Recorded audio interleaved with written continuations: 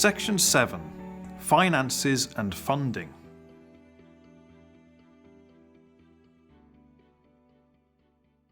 Various decisions need to be made which will impact upon costs and whether these costs can be met. These include the range of provision on offer, the pricing structure to members, and whether to focus on one meeting centre in one place or multiple centres across a region. A meeting centre may not be able to offer the range of provision it would like due to limited funds and the desire to keep costs down. Reduced provision could help keep a centre sustainable, but it could also limit your ability to meet needs and appeal to people. A meeting centre will need to carefully balance how much it charges members and how many members it needs to be viable. If charges are too low to start with, this can be difficult to change later. Running multiple centres across a region can help keep costs low through the sharing of infrastructure and resources and help meet costs through region-wide fundraising. We have the following recommendations. We suggest meeting centres carefully consider and balance what is most important and possible to offer with the limited funding available. If you offer modest or reduced provision, consider the potential impact on recruitment. If you offer fuller provision, consider the impact on available funds going forward. When setting pricing, consult with members on what they can afford and are willing to pay. At the same time, be realistic regarding what costs membership charges must cover. If running multiple centres, consider economies of scale such as shared resources and centralised administration.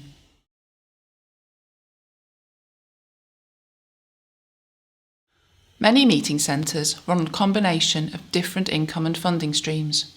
Finding available external funding is a key part of supporting a centre to keep going. It is unlikely meeting centres will be able to offer a range of high-quality provision purely on income from members' fees, unless those fees are high. Therefore, some external income is likely to be necessary in order for meeting centres to be inclusive and accessible to many.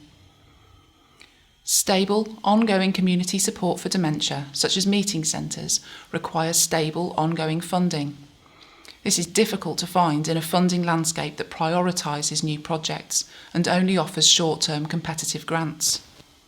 Accessing funding in such a landscape is difficult and time-consuming and requires expertise.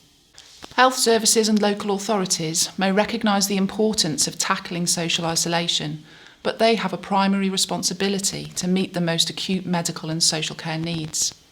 Hence, they are unlikely to have as much resource available for anything else.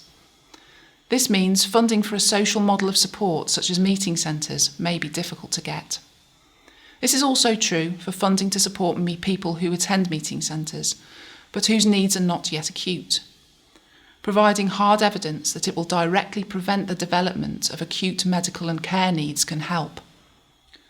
Finally, it is better not to have all your eggs in one basket with regard to managing a meeting centre's finances.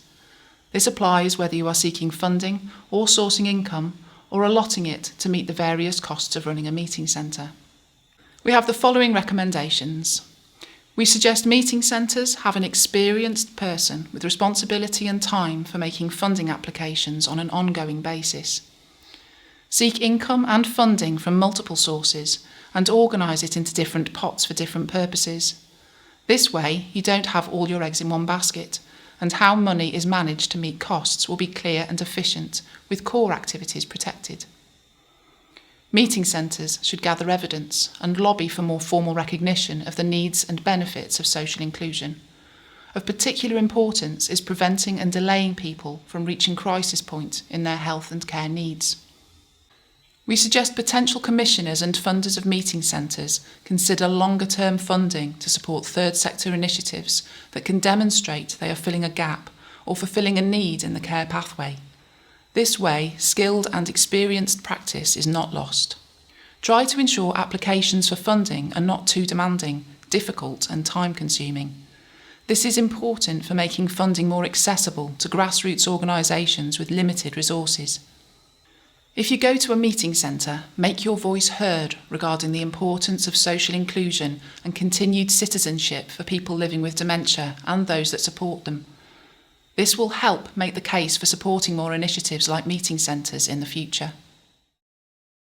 You can also watch our video on external relationships and collaboration.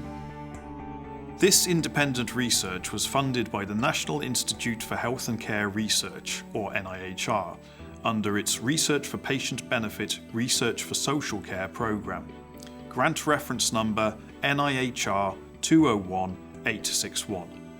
The views expressed are those of the authors and not necessarily those of the NIHR or the Department of Health and Social Care. We would like to acknowledge and thank all Meeting Centre attendees, personnel and partners that participated in this study, as well as our research collaborators at the Three Nations Working Group on Dementia, Nuffield Department of Primary Healthcare Sciences at the University of Oxford, London School of Economics and Political Science, and Worcestershire County Council.